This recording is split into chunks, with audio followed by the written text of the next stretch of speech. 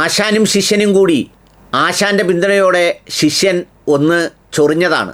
പക്ഷേ സംഗതി അറിയാത്ത കുഞ്ഞ് ചൊറിയുമ്പോൾ അറിയും എന്ന് പറയുന്ന സ്ഥിതിവിശേഷത്തിലേക്കെത്തി. കനത്ത ആൾനാശമാണ് എല്ലാ അയൺഡോമുകളെയും തകർത്ത് ഇസ്രയേലിലുണ്ടായതെന്നാണ് ഏറ്റവും ഒടുവിലത്തെ വാർത്ത.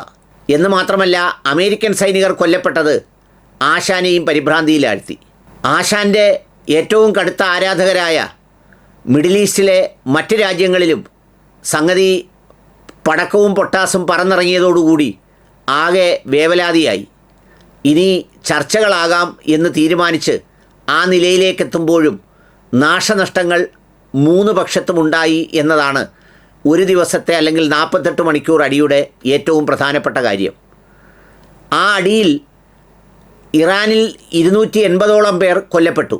അതിൽ 106 പേരോളം വെറും 12 വയസ്സിന് താഴെയുള്ള കുഞ്ഞുങ്ങളാണ്.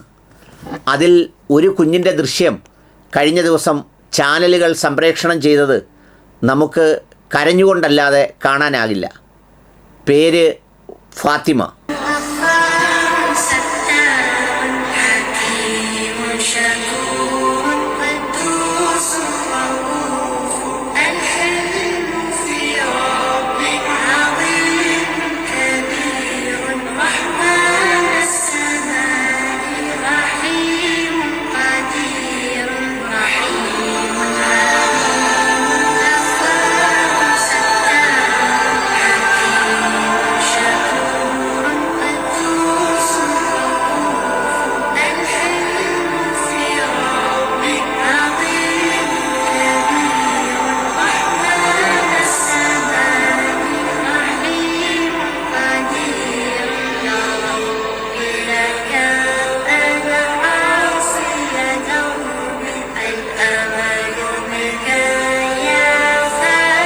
ആ ഇളം പിങ്ക് ബാഗുമായി സ്കൂളിലേക്ക് പോയ കുഞ്ഞിൻ്റെ രക്തക്കറണ പുരണ്ട ബാഗിൻ്റെ ദൃശ്യമാണ്.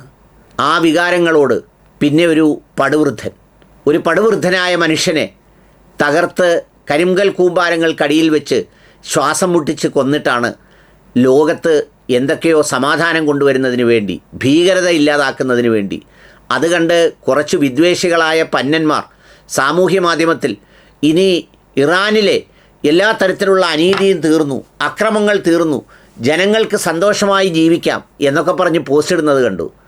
യവനൊക്കെ പോയി ആക്രമണം നടത്തിയ ഏത് രാജ്യത്താണ് സമാധാനവും സ്വസ്ഥതയും നല്ല സർക്കാരും സാമ്പത്തിക പുരോഗതിയും ഉണ്ടായിട്ടുള്ളത്? ചരിത്രത്തിൽ എവിടെയെങ്കിലും കാണിച്ചു തരാൻ പറ്റുമോ? ഇറാഖിലുണ്ടായോ? അഫ്ഗാനിസ്ഥാനിലുണ്ടായോ? ഏതെങ്കിലും ഇടപെട്ട രാജ്യങ്ങളിൽ എവിടെയെങ്കിലും സിറിയയിലുണ്ടായോ? എന്താ സംഭവിച്ചത്? അവിടുത്തെ മുഴുവൻ കൊള്ള ചെയ്ത് അവിടെ സംഘർഷഭൂമിയാക്കി എല്ലാ കാലത്തും തമ്മിലടിപ്പിക്കുന്ന ശവന്തീനികളും ചോരകുടിയന്മാരുമാണ് ഇവരെന്നുള്ളത് അറിയാൻ കഴിയാഞ്ഞിട്ടല്ല. എന്നിട്ടും മറ്റു പലതിനും വേണ്ടി ഇവർ കോശാന പാടുകയാണ്, ഇവർക്ക് കൈയടിക്കുകയാണ്.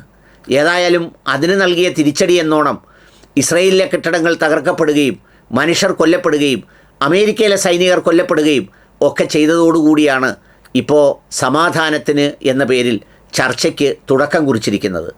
ഇവരോർത്തത് വിലക്കെടുക്കുന്നത് പോലെ കുറച്ചാളുകളെ വിലക്കെടുത്ത് തോൽപ്പിക്കാൻ കഴിയുന്നതാണ് ഇറാൻ്റെ ഇച്ഛാശക്തി എന്നിവർ തെറ്റിദ്ധരിച്ചു.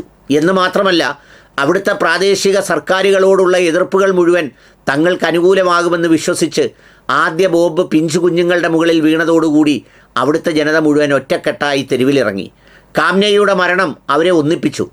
സാമൂഹ്യ മാധ്യമത്തിൽ തുള്ളിക്കളിക്കുന്നതും ബഹളം വെക്കുന്നതുമൊക്കെ കാണുന്നത് ഈ മൊസദിൻ്റെ നേതൃത്വത്തിലുണ്ടാക്കിയ മറ്റു പല സ്ഥലങ്ങളിലെയും കൃത്രിമ ചിത്രങ്ങളാണ് എന്നതാണ് വാസ്തവം.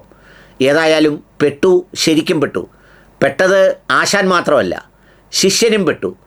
ആശാൻ്റെ പ്രകടമായ സുഹൃത്തുക്കൾ എല്ലാവരും പെട്ടു. ആശാൻ്റെ സംരക്ഷണയിൽ സുരക്ഷിതമാണെന്ന് വിചാരിച്ചിരുന്ന സുഹൃത്തുക്കളുടെ മുകളിലൂടെ മിന്നാമിനുങ്ങ് പോലെ പട്ടങ്ങൾ പറന്നുപോയപ്പോൾ എല്ലാവരുടെയും എല്ലാ ഭാഗവും വെന്തു. ഇനി വേഗം സമാധാനത്തിലേക്ക് തിരിച്ചു വന്നേ മതിയാവൂ. ഇല്ലെങ്കിൽ മരിക്കാൻ തയ്യാറുള്ള 18 വർഷക്കാലത്തോളം യുദ്ധം ചെയ്ത ഇറാനിലെ ജനങ്ങളോട് തുല്യമായി ഏത് രാജ്യത്ത് ആർക്ക് നേരിടാൻ കഴിയും, ആർക്ക് നിലനിൽക്കാൻ കഴിയും? കഴിയില്ല എന്ന ഉത്തരമാണ് ഈ 48 മണിക്കൂറിൻ്റെ അവസാന ചിത്രം.